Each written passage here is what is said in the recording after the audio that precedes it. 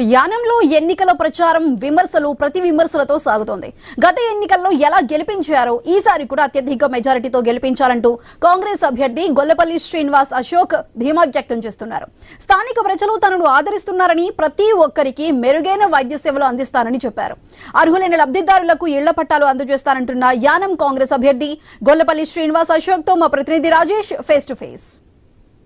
పాయ ఒకవైపు, రాజకీయం ఒకవైపు, వాడావేడిగా రాజకీయ సాగుతున్న నేపథ్యంలో పుదుచ్చేరి యానంలో ఎన్ఆర్ కాంగ్రెస్ ఒకవైపు, కాంగ్రెస్ ఒకవైపు ఈ ఎన్నికల ప్రచారంలో హోరాహోరీగా సాగుతున్నారు. ప్రస్తుతం కాంగ్రెస్ అభ్యర్థి గొల్లపల్లి శ్రీనివాస్ అశోక్ మన ఉన్నారు. వారిని అడిగి మరింత సమాచారం అడిగే ప్రయత్నం కూడా చేద్దాం.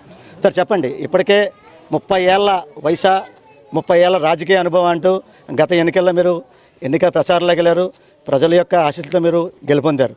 మళ్ళీ ప్రజల్లోకి వెళ్తున్నారు. అసలు ప్రజలు మీరు ఎలా ఆహ్వానిస్తున్నారు? మీరే చూస్తున్నారు కదండి. ఇప్పుడు ప్రజలు ప్రతి చోట కూడా 5 సంవత్సరాల నుంచి ఒక ఇండిపెండెంట్ ఎమ్మెల్యేగా 27 ఏళ్ళ వయసులో నన్ను గెలిపించడం జరిగింది. అప్పుడు కూడా మీరు ఇలాగే కలవడం జరిగింది. ఆ ఎలక్షన్లో కూడా అతి చిన్న వయసులో గెలిపించడం అనేది చాలా పెద్ద విషయం అని ప్రజలందరూ పెట్టుకున్న నమ్మకం మా మీద. ఈ 5 ఏళ్లలో కూడా ఏదో మేము అద్భుతం చేసామని చెప్పం, కానీ ప్రతి ఒక్కరికి కూడా మంచి చేయాలనే ఆలోచనతోనే ఎవరెవరికి ఏం చేయాలి, ఒక పెన్షన్స్ అవనివ్వండి, హౌస్ లోన్స్ అవనివ్వండి, ఆరోగ్య విషయంలో ఈ గవర్నమెంట్ అనేది ఎన్డీఏ అనేది పూర్తిగా ఫెయిల్ అయిపోయింది. ఎందుకంటే ప్రతి కుటుంబంలో ప్రతి ఒక్కరు కూడా వాళ్ళ ఆరోగ్య నిమిత్తం నా చేతి ద్వారా నేను ఎంతవరకు చేయగలను చేశాను. ఇక్కడ ఆంధ్రాలోనూ ఇంకొక స్టేట్లోనూ సీఎం రిలీఫ్ ఫండ్ అనేది ఏదో ఒకటి ఉంటుంది. ఇక్కడ యానంలో ఈ 5 ఏళ్లలో ఒక్కరికి కూడా రాలేదు. అయినా ఏదైనా కూడా వాళ్ళ సొంత డబ్బులు బంగారం తాకట్టు పెట్టుకునో, లేకపోతే ఇళ్ల పత్రాలు పెట్టుకునో, ఇంకొకటి అప్పులు చేసుకునో పేదవాడు ఇంకా కడిగి పేదవాడైపోయే పరిస్థితిలో ఉన్నాడు తప్ప ఏమీ లేదు. నిరుద్యోగ సంస్థ అయితే పూర్తిగా రేజెన్సీని ఓపెన్ చేసాం. మీ అందరూ కూడా పత్రికా మిత్రులు చూసుకుంటుంటారు. 3 నెలలకే మళ్ళీ మూతపడించిన మన మాజీ మంత్రి మల్లాడి కృష్ణారావు గారికి అది అంత మంచిగా చేశారు ఆయన. ఏంటి అంటే కేవలం మాకు ప్రజల్లో మంచి ఆదరణ ఉంది. కేవలం ఏంటంటే బూటకపు మాటలు, నియంత పాలనలో ప్రజల్ని ఇంకా భయపెట్టే పరిస్థితి మీరందరూ కూడా గమనించారు. రాజశేఖర రెడ్డి గారి వాళ్ళ అబ్బాయి జగన్మోహన్ రెడ్డి గారి ప్రమాణ స్వీకార సభలో రాజకీయాలను వదిలేస్తాను, మీ కాళ్ళ దగ్గరే ఉంటాను, మీ కుటుంబం దగ్గరే ఉంటాను అని ఈరోజు నిన్న కొత్తగా సవాళ్ళు గుండె గీయించుకుంటాను, లేకపోతే పేరు మార్చుకుంటాను, ఇలాంటి అన్నీ వదిలేసి ఈరోజు వచ్చారంటే ఉన్నది పోయి ఉంచుకున్నది పోయే పరిస్థితిలో ఆయన ఉన్నాడు. కాబట్టి ఇప్పటికీ కూడా కేవలం యానం ప్రజల్ని కాళ్ళు కింద పెట్టి ఆయన తొక్కేసి ఏదో రకంగా ఇబ్బంది పెట్టాలనే ధోరణిలోనే ఆయన ఓటు అడుగుతున్నాడు. మనం చూస్తున్నాం ప్రధానంగా చూసుకుంటే గత ఎన్నికల్లో యువతకి ఉద్యోగ అవకాశాలు కానీ, లేకపోతే స్థానికంగా యానం ప్రజలు ఆసుపత్రికి ఇబ్బంది పడుతున్నారు, వారి యొక్క యోగక్షేమాలు చూస్తానని చెప్పి మీరు భరోసా ఇచ్చారు. అయితే అటువంటి భరోసా వారికి కల్పిస్తూ ఈరోజు ముందుకు వెళ్ళారు. అంటే ఈరోజు ప్రజలు ఈ 5 ఏళ్ల పాలనలో మిమ్మల్ని చూశారు. అయితే ఈరోజు చూసుకుంటే ప్రధానంగా ఎన్నికల్లో యానంలో గొల్లపల్లి అశోక్ నగ్గితే నేను గుండె గీయించుకుంటాను, పేరు మార్చుకుంటానని చెప్పి వారు సవాళ్ళు ఇస్తారు. వారికి మీరు ప్రతి సవాల్ కూడా ఇస్తారు. దాన్ని ఏ రకంగా చూడొచ్చు? ప్రతి సవాల్ అంటేనండి, ఆయన గీయించుకుంటాడంటే ఆయన నెత్తి మీద 4 ఏకలే ఉన్నాయండి. 63 ఏళ్ళ వయసు. నాకు ఒక తండ్రి స్థాయి వ్యక్తిలో ఉన్నాడు. ఇప్పుడు నేను అతను నువ్వు గీయించేసుకో అనడానికి ముందు టర్మ్లో కూడా, ముందు లాస్ట్ 2021 ఎన్నికల్లో కూడా ఇలాంటి మీ నాన్నకు చూపిస్తా, మీ బాబుకి చూపిస్తా, లేకపోతే మీ మావయ్యకి చూపిస్తా, నేనేంటో అని చెప్పి ఇంతకంటే బాగా సినిమా వాళ్ళు అందరినీ పక్కన పెట్టి కూడా ఇతను క్యాంపెయిన్ చేశారు. ఇతర ఆంధ్ర నుంచి కూడా మంత్రులని అందరినీ తీసుకొచ్చి చేశారు.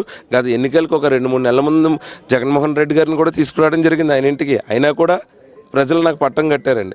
ప్రజలు చాలా నిశ్శబ్దంగా, నిబద్ధతతో ఒక నమ్మకమైన నాయకుడిని ఎన్నుకుంటారండి ఈసారి కూడా. ఎందుకంటే ఈ 5 సంవత్సరాల్లో కూడా మేము డెవలప్మెంట్ ఏం చేయకుండా లేవండి. మొదటి 4 సంవత్సరాలు అనేక రకాలుగా ఇబ్బంది పడినప్పటికీ నేను ఆమరణ దీక్ష చేసిన తర్వాత 5 రోజులు చేసినప్పటికీ కూడా అవన్నీ శాంక్షన్ చేయించుకున్నాను. అవి శాంక్షన్ అప్పటికి ఇంకా 2 ఇయర్స్ అవుతుంది, 1.5 2 ఇయర్స్ అవుతుందండి. అయినప్పటికీ కూడా ఆయన ఆపుతున్నాడు అని అప్పటికి తెలియలేదు నాకు. కేవలం గవర్నమెంట్ కొంచెం డిలే ఉంది, కోవిడ్ అయింది కదా అని అనుకున్నాను. ఆమరణ దీక్ష చేసి సాధించుకున్న తర్వాత ఒక 2 ఇయర్స్కి నాకు అర్థమైన విధానం ఏంటి అంటే ఈయన పూర్తిగా ప్రతిదీ అడ్డుకుంటున్నాడు అని.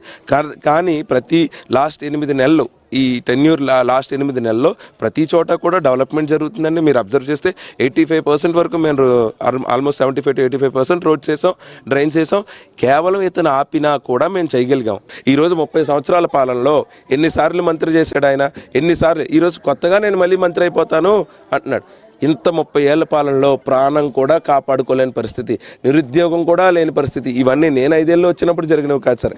మేము మా ప్రయత్నం 200% ఉంది. అయినప్పటికీ కూడా ఆయనకి ఏంటి అంటే ఆయనే ఉండాలి, తలపైన ఉండాలి, తల కింద ప్రజలను కాలు కింద ప్రజలను పెట్టాలనే ధోరణి తప్ప ఈసారి అన్నిటికీ చర్మగీతమే సార్. ఎవరు ఇబ్బంది పడక్కర్లేదు, దేనికి కూడా బయటపడక్కర్లేదు. ఏప్రిల్ 9వ తారీఖున హస్తం గుర్తు ఓటేసి మే 4వ తారీఖు తర్వాత భారీ మెజారిటీతో మేము గెలవబోతున్నాం. దానికి ప్రజలందరూ కూడా ఎప్పుడు ఎలక్షన్ వస్తుంది, ఎప్పుడు బట్టలు నొక్కుదామని రెడీగా ఉన్నారండి. అది మీరే గమనిస్తారు ఎంత ఘనంగా ఉంటుందో ఆ విజయం. చమర్ సంస్థ నుంచి వచ్చిన నిధులు ఖచ్చితంగా మేము మత్స్యకారులు ఎక్కడ డిపాజిట్ చేయడం, అలాగే నేను ఈ 5 ఏళ్ల కాలంలో ఎన్ని ఇబ్బందులు పడినా కూడా ఎన్నో అభివృద్ధి విషయంగా కూడా నేను ముందుకు వెళ్ళాను. ఖచ్చితంగా ఈ 9వ తేదీ జరిగే ఎన్నికల ఓటింగ్ సంబంధించి ఖచ్చితంగా ప్రతి ఒక్కరూ కూడా నాకు ఓటేసి అత్యధిక మెజార్టీతో గెలిపిస్తారని చెప్పి యానం సంబంధించి కాంగ్రెస్ అభ్యర్థి గొల్లపల్లి అశోక్ అయితే ధీమా వ్యక్తం చేసే పరిస్థితి కనపడుతుంది. ఇదే కొన్ని తాజా పరిస్థితి. కెమెరా పర్సన్ సతీష్తో రాజేష్, ఐ న్యూస్, కాకినాడ జిల్లా యానం.